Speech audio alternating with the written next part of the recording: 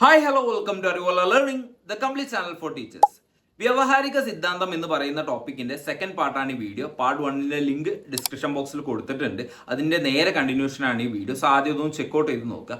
കഴിഞ്ഞ ക്ലാസ്സിൽ പൗരാണിക അനുബന്ധന സിദ്ധാന്തം എന്താണ്, ആരാണത് കൊണ്ടുവന്നത് തുടങ്ങിയ കാര്യങ്ങളൊക്കെയാണ് നമ്മൾ ചർച്ച ചെയ്തത്. ഈ ക്ലാസ്സിൽ അതുമായിട്ട് ബന്ധപ്പെടുത്തിയിട്ട് മറ്റു ചില ടോപ്പിക്സ് കൂടെ വരുന്നുണ്ട്. അതായിരിക്കും നമ്മൾ ഡിസ്കസ് ചെയ്യുന്നത്. സോ വീഡിയോ ഇഷ്ടപ്പെട്ടാൽ സബ്സ്ക്രൈബ് ചെയ്യുക, ലൈക്ക് ചെയ്യുക, നിങ്ങളെ മറ്റു കൂട്ടുകാരിലേക്ക് എത്തിക്കുക. നമുക്ക് നമ്മുടെ ക്ലാസ്സിലേക്ക് കിടക്കാം.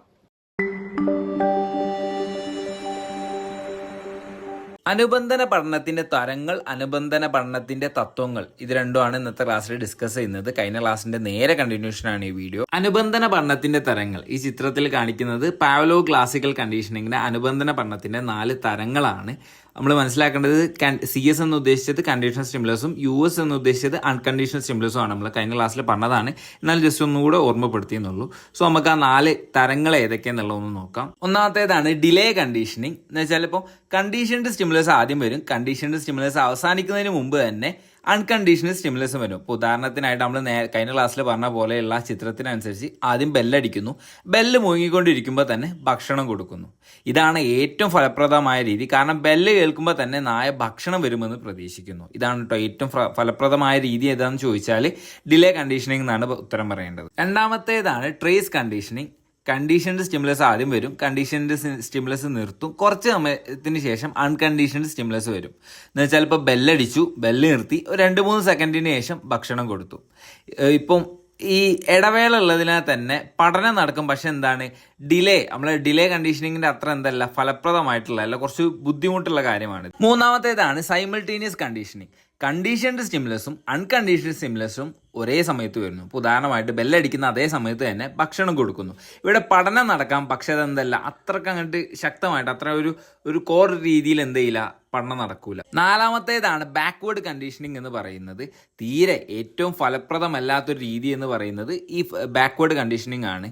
അൺകണ്ടീഷൻഡ് സ്റ്റിമുലസ് ആദ്യം വരും, പിന്നീട് എന്താണ് കണ്ടീഷൻഡ് സ്റ്റിമുലസ് വരും. എന്ന് വെച്ചാൽ ആദ്യം ഭക്ഷണം കൊടുക്കുന്നു, അതിനുശേഷം ബെല്ലടിക്കുന്നു.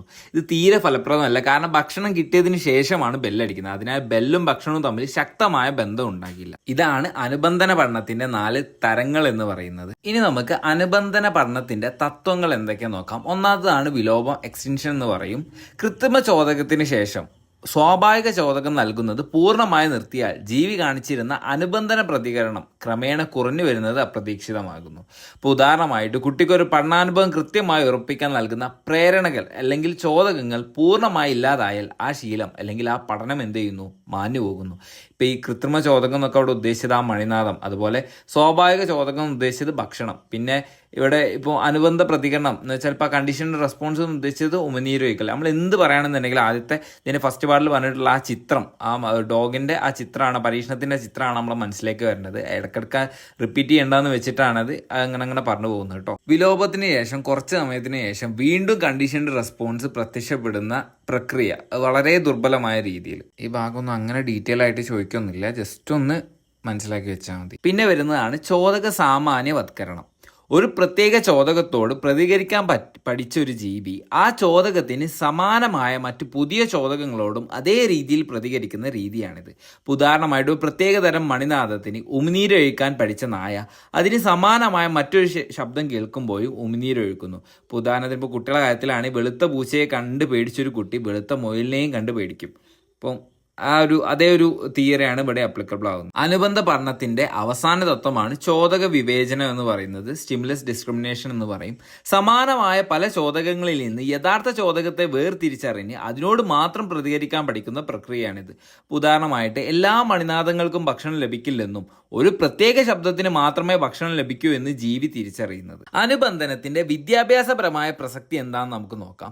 ഒന്നാമതായിട്ട് ഇപ്പോൾ നല്ല ശീലങ്ങൾ വളർത്തൽ, ഇപ്പോൾ കൃത്യസമയത്തിന് ക്ലാസ്സിലെത്തുക, വൃത്തി പാലിക്കുക, പഠനത്തോട് ഒരു പോസിറ്റീവ് മനോഭാവം ഉണ്ടാക്കിയെടുക്കുക തുടങ്ങിയ കാര്യങ്ങളൊക്കെ ഈ അനുബന്ധനമായി കുട്ടികളിൽ നമുക്ക് എന്ത് ചെയ്യാം, വളർത്തിയെടുക്കാം. കൂടാതെ ഇപ്പോൾ ദുശീലങ്ങൾ ഒഴിവാക്കുക എന്ന് വെച്ചാൽ ഈ വൈകി വരിക, ശ്രദ്ധയില്ലായ്മ തുടങ്ങിയ കാര്യങ്ങളൊക്കെ എന്ത് ചെയ്യാം, ഈ അനുബന്ധനമായി മാറ്റിയെടുക്കാൻ സഹായിക്കും. അതുപോലെ പല ഭയങ്ങളും പല ഫോബിയകളൊക്കെ എന്ത് ചെയ്യാം, മാറ്റിയെടുക്കുക. ഇപ്പോൾ പരീക്ഷാ ഭയം, അധ്യാപകരോടുള്ള ഭയം തുടങ്ങിയൊക്കെ എന്ത് ചെയ്യാം, മാറ്റിയെടുക്കാം.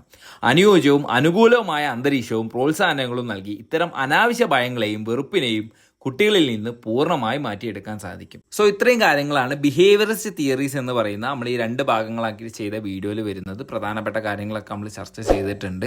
സോ വീഡിയോ ഇഷ്ടപ്പെട്ടാൽ സബ്സ്ക്രൈബ് ചെയ്യുക, ലൈക്ക് ചെയ്യുക, നിങ്ങളെ മറ്റു കൂട്ടുകാരിലേക്ക് എത്തിക്കുക. അടുത്ത ക്ലാസ്സിൽ നമുക്ക് ഇതിന് തന്നെ റിലേറ്റഡ് ആയിട്ട് പുതിയൊരു ടോപ്പിക്കിലേക്ക് കടക്കാം. Till then bye.